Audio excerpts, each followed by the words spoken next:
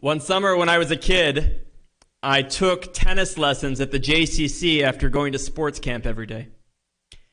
For several weeks, I learned the basics of the serve, forehand, backhand, as well as conditioning my body to play tennis.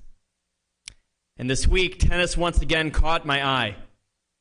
As a sports fan, I associate the calendar with different sporting events. The end of January, early February is the Super Bowl for football. October means World Series. A tradition unlike any other is the Masters the week after March Madness. The first Saturday in May brings the Kentucky Derby. And of course, the Indianapolis 500 over Memorial Day weekend.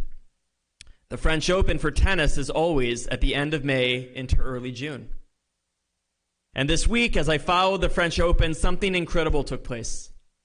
23-year-old Naomi Osaka, the second-ranked woman in international tennis and the highest-paid female athlete in the world, withdrew from the French Open after what The Atlantic called a power struggle with tournament officials over whether she would attend an obligatory press conference after a match.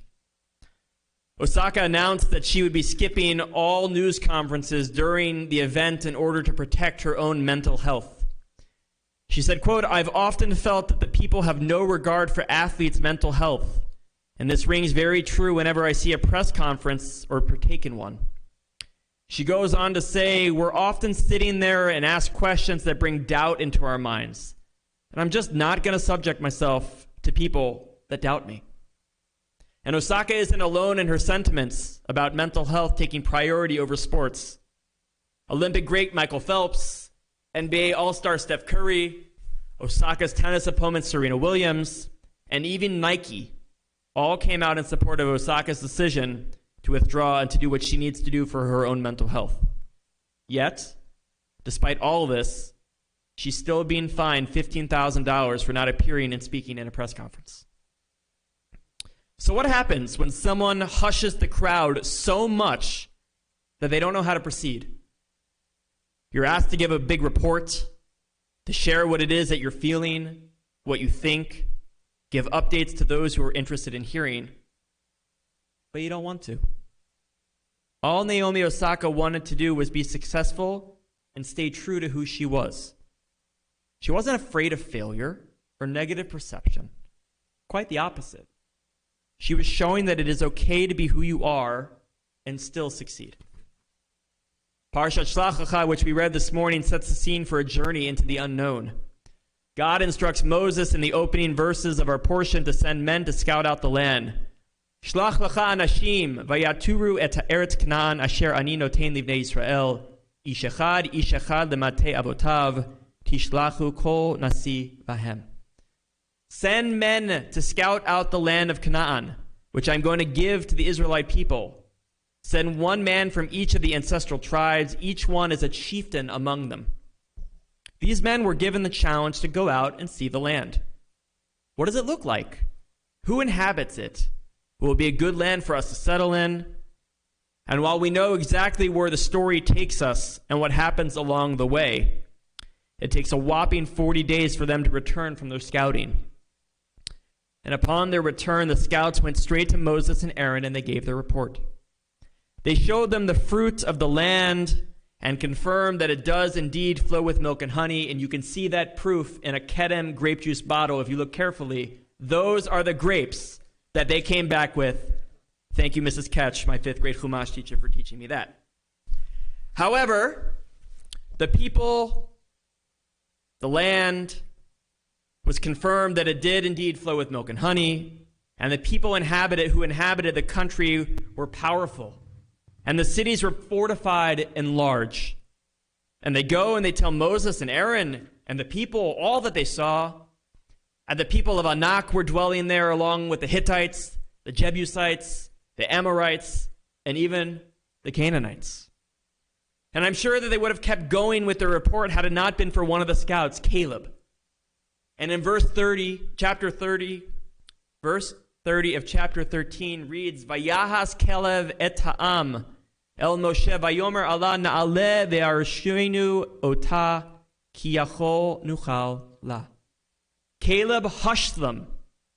He hushed the people before Moses and said, Let us by all means go up, and we shall gain possession of it, for we shall surely overcome it.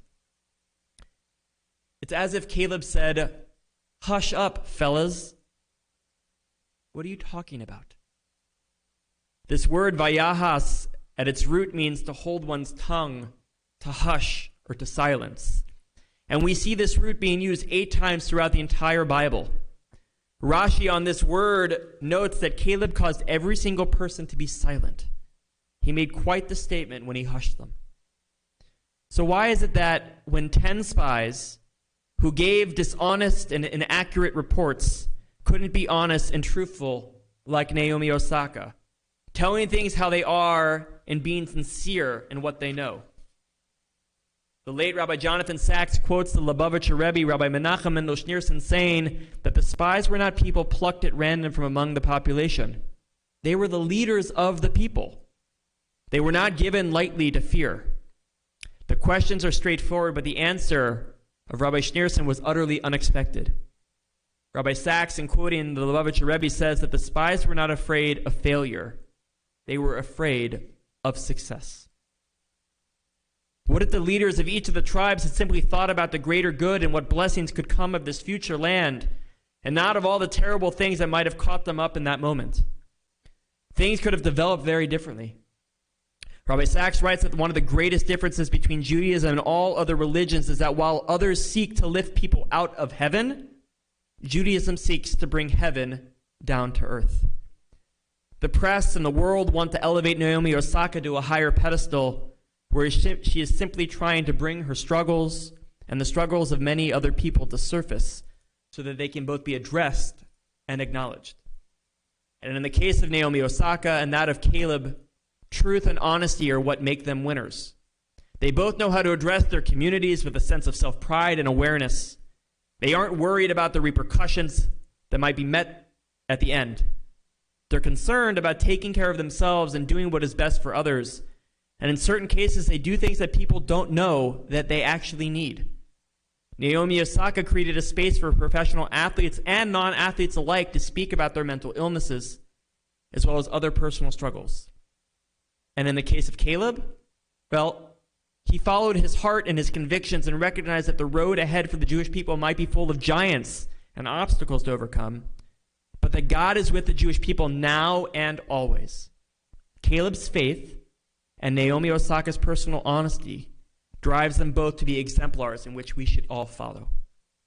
Rabbi Sachs writes that the Torah is about the responsibility of freedom, that Judaism is not a religion of monastic retreat from the world. It is a religion of engagement with this world.